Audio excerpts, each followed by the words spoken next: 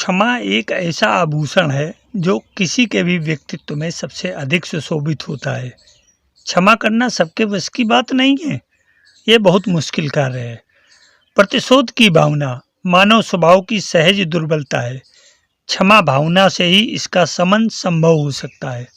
इसलिए मनुष्य को अपने जीवन में क्षमा भावना को विकसित करते रहना चाहिए। इसका अभ्यास निरंतर करते रहने से जीवन में आने वाली परीक्षा की घड़ियों में भी हम स्वयं पर नियंत्रण रख सकते हैं। समय बीतने के साथ साथ प्रतिशोध का भाव शांत हो जाता है और हम असहज स्थितियों से बच जाते हैं। इसलिए यह आवश्यक है कि हम अपने मन को नियंत्रण में रखने की कोशिश करें और आवेश को खुद पर हावी न होने दें। जो क्रोध के प्रभाव में आ जाता है उसका अहित होना निश्चित ही है। कभी कभी जिसे क्षमा किया जाता है वह ऐसा आभास देने लगता है कि उसने तो अपनी होशियारी से क्षमा प्राप्त कर ली। ऐसी स्थिति में भी ये ध्यान रखना चाहिए कि हमने अपना काम सही किया है। क्षमाशील दिखने और क्षमाशील होने में बहुत फर्क है। क्षमाशील होने में जो आनंद है वह अकल्पनीय है। यह वही जानता है जो वास्तविक रूप में क्षमाशील है। क्षमा का अर्थ है गलतियों एवं भूलों की माफी। क्षमा दूसरों से मांगी भी जाती है और क्षमा किया भी जाता है। क्षमा मांगने और क्षमा करने दोनों के लिए ही विनम्रता का होना आवश्यक है। अन्यथा न तो क्षमा मांगी जा सकेगी और न क्षमा किया जा सकेगा। विनम्रता ही है जो हमें आसानी से क्षमा मांगने के लिए तत्पर कर देती है, हमारे अहम को आगे नहीं आने देती है और इसी विनम्रता के कारण हमें दूसरों से क्षमा मिलती है।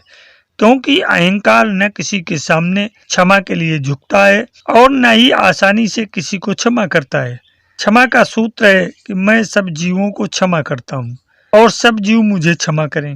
सब जीवों से मेरा मैत्री भाव है, किसी से शत्रु भाव नहीं। इस प्रकार क्षमा को अंतःकरण में स्थापित कर लेना और स्वभाव में आसीन कर लेना विशेष महत्व रखता है। वास्तव में क्षमा जीवन में सुख शांति की सर्वोत्कृष्ट स्थिति को प्रदान करने वाली व्यवस्था है। एक अनुभूति है जो केवल अनुभव की जा सकती है। एक समय की बात है कि इंदौर में किसी रास्ते के एक किनारे पर एक गाय अपने बछड़े के साथ खड़ी थी। तभी देवी अहिल्याबाई के पुत्र मालोजी राव की सवारी निकली। गाय का बछड़ा अकस्मात उछलकर रथ के सामने आ गया। गाय भी उसके पीछे दौड़ी, पर तब तक मालोजी का रथ बछड़े को कुचलता हुआ आगे निकल गया। किसी ने परवाह नहीं की। गाय स्तब्ध आहत सी वहीं बैठ गई। थोड़ी देर बाद अहिल्याबाई वहां से गुजरी। अहिल्याबाई ने गाय को और उसके पास पड़े मृत बछड़े को देखकर घटनाक्रम के बारे में पता लगाया। सारा घटनाक्रम जानने पर अहिल्याबाई ने दरबार में मालोजी की पत्नी मीनाबाई को बुलाया। उन्होंने मीनाबाई से पूछा, यदि कोई व्यक्ति किसी माँ के सामने उसके बेटे की हत्या कर दे तो उसे क्या दंड मिलना चाहिए? मालोजी की पत्नी ने जवाब दिया, उसे प्राण दंड मिलना चाहिए। देवी अहिल्या ने मालोजी को हाथ पैर बांधकर मार्ग पर डालने को कहा और फिर उन्होंने ये आदेश दिया कि मालोजी को मृत्युदंड रथ से टकरा कर दिया जाए। परंतु यह कार्य करने को कोई भी सारथी तैयार न हुआ। देवी अहिल्याबाई न्यायप्रिय थी, अतः वे स्वयं मां होते हुए भी इस कार्य को करने के लिए रथ पर सवार हो गईं। वे रथ को लेकर आगे बढ़ी ही थी कि तभी एक अप्रत्याशित घटना घटी। वही गाय रथ के सामने आकर खड़ी हो गई और उसे जितनी बार हटाया जाता वह उतनी ही बार अहिल्याबाई के सामने आ जाती। यह दृश्य देखकर मंत्री परिषद ने देवी अहिल्या से मालोजी को क्षमा करने की प्रार्थना की, जिसका आधार उस गाय का व्यवहार बना। इस तरह गाय ने स्वयं पीड़ित होते हुए भी मालोजी को क्षमा करके उनके जीवन की रक्षा की। इंदौर में जिस जगह पर यह घटना घटी थी वह स्थान आज भी आड़ा बाजार के नाम से जाना जाता है, क्योंकि इस स्थान पर एक गाय ने अड़कर दूसरे की रक्षा की थी और ये सिद्ध किया था क्षमा की महिमा अपार है। एक अंग्रेज वायसराय ने यह स्वीकार किया था कि गांधी जी की क्षमाशीलता के समक्ष विजय की चाह हमें असहाय बना देती है। जिस तरह अक्रोध से क्रोध को, प्रेम से घृणा को जीता जाता है, उसी तरह क्षमा से प्रतिशोध की भावना का शमन होता है। क्षमा वो शक्ति है जो क्रूरतम माताइयों को भी हार मानने पर विवश कर देती है। ईसा मसीह को जब सूली पर लटकाया गया और उनके हाथ पैरों में, शरीर के अन्य अंगों में कीलें ठोक दी गईं, उनके शरीर से रक्त की धार बह निकली, उन्हें असहनीय पीड़ा हुई, फिर भी उनके मुख से यही निकला, हे प्रभु, इन्हें आप क्षमा कर दें, इन्हें नहीं पता कि ये क्या कर रहे हैं। क्षमा का यही भाव व्यक्ति को महान बनाता है, चेतना का उत्तरोत्तर विकास करता है। हम आंतरिक जीवन में प्रगति नहीं कर पाते क्योंकि हमारे अंदर कहीं न कहीं क्षमा भाव का अभाव होता है। पुरानी गलतियों, दोषों, भूलों आदि को भुलाना और क्षमा करना व्यक्ति के लिए इतना आसान नहीं होता, लेकिन इसके लिए प्रयास तो किया जा सकता है। क्षमा के लिए मन में उदारता का भाव तो होना ही चाहिए और इसी कारण क्षमा को आध्यात्मिक गुण माना गया है। इसलिए हर व्यक्ति को क्षमा भाव मन में धारण करना चाहिए। मेरे अध्यात्म प्रेमी जिज्ञासु मित्रों, किसी को भी क्षमा कर देना आसान नहीं होता। क्षमा मांगना और क्षमा करना दोनों ही सरल नहीं है। गलती हो जाने पर केवल सॉरी कह देने से गलतियां ठीक नहीं की जा सकती और न इट्स ओके कहने से इन्हें सरलता से भूला जा सकता है। हमारा मानवीय स्वभाव ऐसा है कि आसानी से किसी को माफ नहीं करता। स्वाभाविक तौर से की जाने वाली छोटी छोटी गलतियां तो नज़रअंदाज हो जाती हैं, लेकिन कुछ गलतियां ऐसी होती हैं जो बड़ी प्रतीत होती हैं। वे हमारे मानस पटल पर लगातार घूमती रहती हैं और कांटे की तरह चुभती रहती हैं। गलतियां चाहे स्वयं के द्वारा की गई हों या दूसरों के द्वारा, उन्हें क्षमा करना सरल नहीं होता। भले ही ऊपरी तौर पर उन्हें हम क्षमा भी कर दें, लेकिन असलियत में क्षमा तभी मिलती है जब उन गलतियों की चुभन कम हो जाती है। अन्यथा जिंदगी भर के लिए इन गलतियों के घाव चुभते रहते हैं, रिश्ते रहते हैं। हम सभी के जीवन में अनगिनत घटनाएं ऐसी ही हो जाती हैं जिनके लिए हम दूसरों से या भगवान से क्षमा मांगते रहते हैं। संस्कृत में एक उक्ति है, क्षमा वीरस्य भूषणम, अर्थात क्षमा वीरों का आभूषण है। क्षमा के बारे में महात्मा गांधी जी ने भी कुछ ऐसा ही कहा है।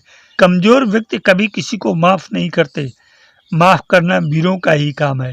क्षमा करना प्रशंसनीय कार्य होता है क्योंकि किसी के गलती करने पर मन में स्वतः ही क्रोध व घृणा रूपी विष पनपने लगता है, जो शरीर व मन को बेहद क्षति पहुंचाता है। इस विष का प्रभाव केवल उसी व्यक्ति पर होता है जो गलती को महसूस करता है। भले ही गलती उसने स्वयं न की हो, लेकिन गलती को होते हुए देखने से मन में उत्पन्न हुए विष को तो वह पीता है और तब तक पीता है जब तक वह गलती करने वाले व्यक्ति को मन की गहराइयों से क्षमा न कर दे। गलती या अपराध करने वाला व्यक्ति भले ही क्षमा मांगे या न मांगे, लेकिन गलती को दिल से महसूस करने वाले व्यक्ति क्षमा अवश्य मांगते हैं और उन्हें क्षमा करना भी जरूरी होता है। अन्यथा वे अपराध बोध की ग्रंथ से बाहर ही नहीं निकल पाते हैं और उनका जीवन एक अधोन्मुखी चिंता से घिर जाता है। जिस तरह यदि हमसे गलती हो जाती है तो हम चाहते हैं कि उस गलती के लिए हमें क्षमा कर दिया जाए, उसी तरह दूसरों से गलतियां हो जाने पर भी उन्हें क्षमा मिलना जरूरी होता है। भले ही दूसरे व्यक्ति क्षमा मांगे या न मांगे, लेकिन हमें उन्हें क्षमा करके आगे बढ़ जाना चाहिए, अन्यथा हम उनको मिलते कष्ट के लिए जिम्मेदार होंगे। किसी को या स्वयं को क्षमा न करके हम अपराध की ग्रंथ को मन में पाल लेते हैं और उससे बाहर नहीं निकल पाते। इससे बाहर निकलने का केवल एक ही तरीका है कि हम क्षमा करना सीखें और जीवन में आगे बढ़ जाएं। क्षमा के विषय में एलन पैटन कहते हैं, जब हमें कोई गहरा घाव मिलता है तो ये सब तब तक ठीक नहीं हो सकता जब तक हम दिल से सामने वाले को माफ न कर दें।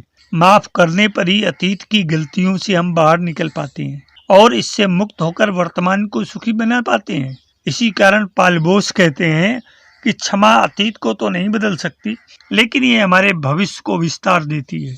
जॉन लुडेन भी माफ करने के महत्व को बताते हुए कहते हैं कि गुस्सा, आक्रोश, असंतोष को पकड़े रहने से और दूसरों को चोट पहुंचाने के मौके में रहने से व्यक्ति को मिलते हैं केवल तनी हुई मांसपेशियां, सिरदर्द, बंधी हुई मुट्ठियां और भिजी हुए दांत। क्षमा वास्तव में व्यक्ति की हंसी उसे वापस लौटाती है और जिंदगी को एक तरह से नवीन रोशनी से युक्त कर देती है, नवीन आभा से परिपूरित कर देती है। माफ करने के बहुत सारे लाभ भी हैं। सबसे पहले माफ करने से तनाव कम होता है, भीतर की कड़वाहट, क्रोध, शत्रुता और घृणा कम होते हैं। माफ करना सीख लेने से रिश्ते अच्छे होते हैं और माफ करने वाले व्यक्ति को भावनात्मक रूप से मिले हुए घाव जल्दी भरने लगते हैं, क्योंकि माफ करने से, क्षमा धारण करने से मन के सभी शिकवे शिकायतें शांत होने लगते हैं और मनोग्रंथियां स्वतः खुलने लगती हैं। माफ करने वाले व्यक्ति का मन साफ हो जाता है, वह किसी भी तरह के नकारात्मक विचारों से घिरा नहीं होता, जबकि माफ न करने वाले व्यक्ति का मन तरह तरह के नकारात्मक विचारों व विकारों से भर जाता है और मनोग्रंथियों का शिकार हो जाता है। राष्ट्र कवि रामधारी सिंह दिनकर ने अपने खंड काव्य कुरुक्षेत्र में लिखा है, क्षमा सोबती उस भुजंग को जिसके पास गरल हो, उसको क्या जो दंतहीन विषहीन विनीत सरल हो। इसका तात्पर्य यह है कि क्षमा वहां पर अधिक सुशोभित होती है जहां पर शक्ति, ताकत, सामर्थ्य होने पर भी क्षमा करने का भाव होता है। सामान्यतः यह होता है कि जिनके पास ताकत होती है उनमें अहंकार भी बहुत होता है। यदि थोड़ा भी उनका अहंकार चोटिल होता है तो क्रोध आता है और ऐसे लोग आसानी से गलती करने वाले को माफ नहीं कर पाते और उन्हें दंडित करने का प्रयास करते हैं। दंड देना आसान है, लेकिन क्षमा करना आसान नहीं है। इसी कारण रहीमदास जी का यह दोहा प्रसिद्ध है, क्षमा बड़न को चाहिए छोटन को उत्पात, कहा विष्णु को घट गयो जो भृगु मारी लात। अर्थात भृगु ऋषि जब क्षीर सागर पहुंचकर भगवान विष्णु की छाती में लात मारते हैं तो भगवान विष्णु का घटता कुछ नहीं और वे इस चोट को सहन करते हुए भृगु ऋषि को माफ कर देते हैं। ऐसा करने से विष्णु भगवान अपने बड़े होने का परिचय देते हैं, क्योंकि समझदार और बड़े लोग ही छोटों को, उत्पात को माफ कर सकते हैं। मेरे जिज्ञासु मित्रों, क्षमा करना वो आसान माध्यम है जिसके माध्यम से हम अपने मन को अपराधों व गलतियों की मनोग्रंथियों से हल्का कर सकते हैं और फिर से अपने मन की प्रसन्न व सहज अवस्था को प्राप्त कर सकते हैं।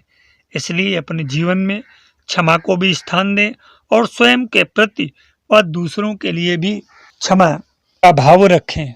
मेरे अध्यात्म प्रेमी जिज्ञासु मित्रों, ये वीडियो अंक आपके जीवन के लिए एक नई रोशनी लेकर आएगा यदि आप इसे समझने का प्रयास करें और अपने जीवन में उतारने का प्रयास करें। साथ साथ दूसरों को भी इससे अभिप्रेरित करने के लिए इस वीडियो अंक को शेयर अवश्य करें। अगर आपको हमारी बात पसंद आ रही हो तो इसको लाइक, शेयर, सब्सक्राइब और कमेंट अवश्य करें। सफल जीवन की यात्रा के इस अंक में आज इतना ही। धन्यवाद। जय हिंद, जय भारत।